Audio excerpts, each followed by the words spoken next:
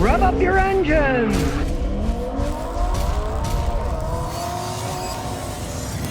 All right, here we have 2022 Maverick. We're going to go through it, tell you what's good, what's bad, what you might want to pick. And I do have to say, it is a far cry from my Maverick. If you check out this picture, you'll see me when I was in shape, going to the University of Illinois, standing in front of my Ford Maverick. That was a car. They've gone to trucks. For Ford, this is a pretty revolutionary vehicle. Of course, originally, they were going to sell these things for set under 20 grand. He paid 29 for this, but it's loaded. It's got the optional engine. He has the 2-liter regular engine. He didn't get the hybrid. My advice, I would go with the regular engine, because hybrids, as they age, they can cost a fortune. And if these things do hold true, like regular Fords, F-150s, Rangers, and they go 10, 15, 20 years, you really don't want to have a 20-year-old hybrid that's going to cost you a fortune. This doesn't have the expensive hybrid battery. It doesn't have all that technology. What it does have is a 2-liter EcoBoost engine. It's a 4-cylinder inline. You can see it's got gasoline direct injection on it, and it's got a turbocharger on it. But this is pretty tried technology now, 2022. You paid extra for this, it's an option. If you get the standard one, it comes with a 2.5-liter Atkinson engine, which is a more complex engine, and from my experience, nobody knows how to work on them. And if you blow a head gasket, it costs a fortune, where on these, they're just plain old engines. And any mechanic that knows how to work on them can work on these things. That's pretty much what people want a Ford for.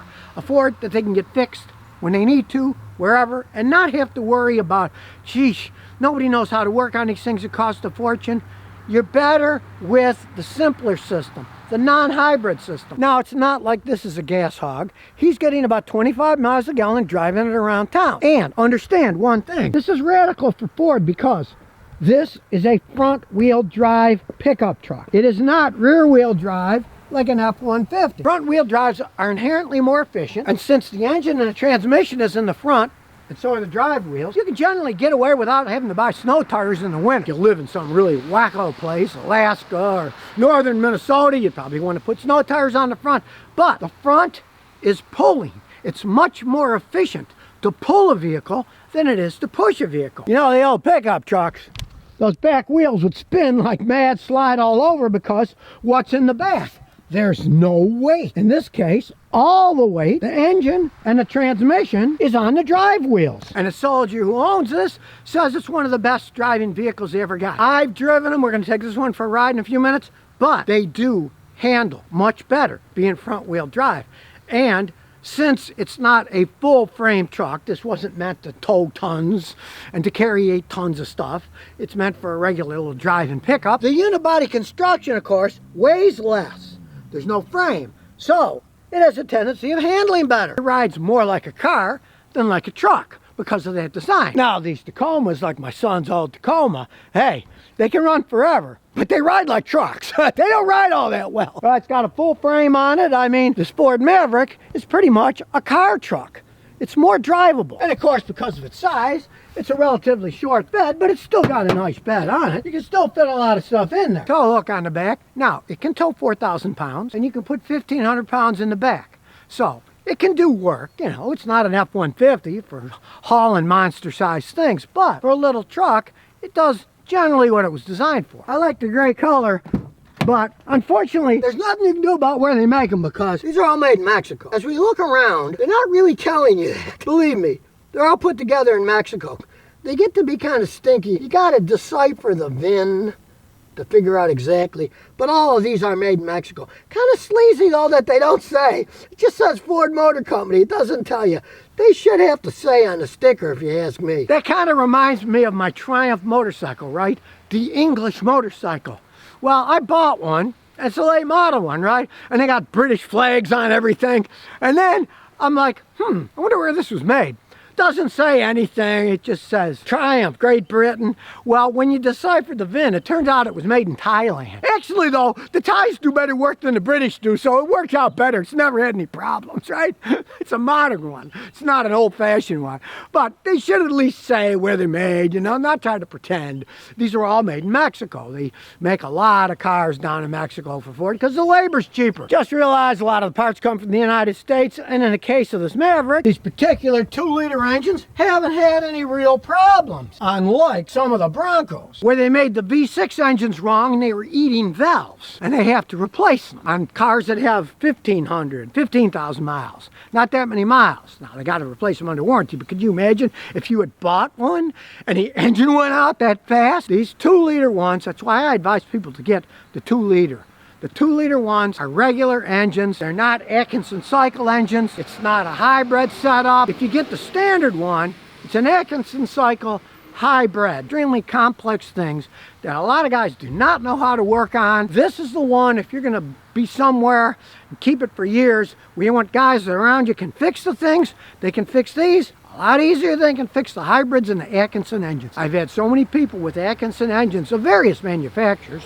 Toyota makes them too. When they break, nobody will fix them. Or the dealer will say things like, well, it needs a head gasket and that's going to be $5,000. Well, $5,000 for a head gasket is kind of ridiculous because the head gasket is less than $100. You're better with paying extra for this 2-liter turbo engine than you are buying the Atkinson hybrid one, which is the standard one, which costs less. Compact in the front, but hey, the back seat actually has quite a bit of room. You got a tach, temperature gauge, fuel gauge, and speedometer. You got all kinds of controls on your steering wheel. Now it doesn't have a sunroof. I hate those things anyway. I find them annoying. Nice size glove box.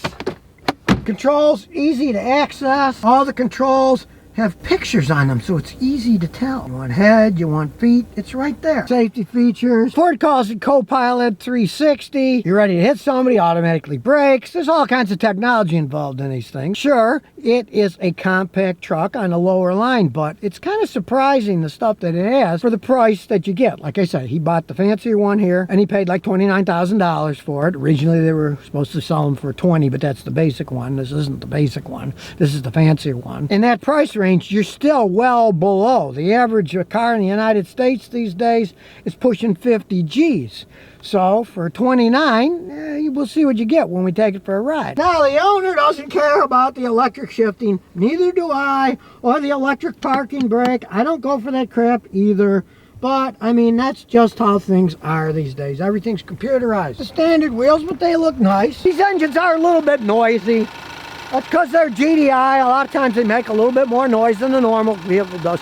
You don't hear it in the vehicle, but you certainly hear it down here. So let's take it for a spin. I do like the look. It's got a nice headlight setup on it. It's got a nice backup camera, I gotta say. We need it here. We got the cement lions. People are knocking them over all the time. Now as we ride around, it's a nice compact truck. It's got nice height to it. It's not outrageously high, but got a nice height to it. But like I said, see, in a regular pickup truck, I'd be worrying about sliding all over the place in the rain. This thing handles quite well. And you got front wheel drive, and this unibody construction, lighter weight. It really handles more like a car than a truck. And that's all down to the front wheel drive, really. And for a pickup truck, hey, it's pretty quiet. I always worried about Mexican quality when they put them together, but really, in this thing, I don't hear any rattles yet. We get going to our little drag strip here. You can see it says Sport there. So here we are at our little drag strip, and there's nobody behind us, so we can stop. And ready, set, go! It's spinning those tires! Hey! I'm impressed! That's another reason that I tell people you probably like the 2-liter better, because it's actually got quite a bit better acceleration. It's more fun to drive. And like I said, just driving around town, he's still getting 25 miles a gallon. And for a truck, that's good gas mileage. Now, you might wonder why the wheels were spinning. Well, we put it in sport mode and turn off the traction control, so it's more fun to drive. You want to have fun? If you're into safety, leave it on. You lose a little bit of acceleration, but this isn't like the Shelby Cobra that I had years ago that was total insanity when you put it in drag strip mode, which you're only supposed to do on a drag strip, and not in the city, but of course everybody does. For a little truck, hey, it's got plenty of pass and zip. Look at that, no problem at all. Now, he does agree with me. He doesn't like the start-stop function. You can turn it off if you want every time that you come to a stop. I don't particularly like that technology because when you start your car, 90-something% of the wear occurs during startup. Do you really want to keep starting and stopping your car? Starting and stopping your car. They can BS all they want about saying, we put stronger rods in it and stronger this, that. Baloney. The batteries wear out faster. The starters wear out faster. So really, if you want your car to last, just make it a habit every time you get in it. Turn the start-stop option off. Just push it so it doesn't come on. You got to do it every time you start the car, but really, your car will thank you for it. It'll last longer. And yeah, the tiny bit of gas that you save, hey, you know how much money an engine costs?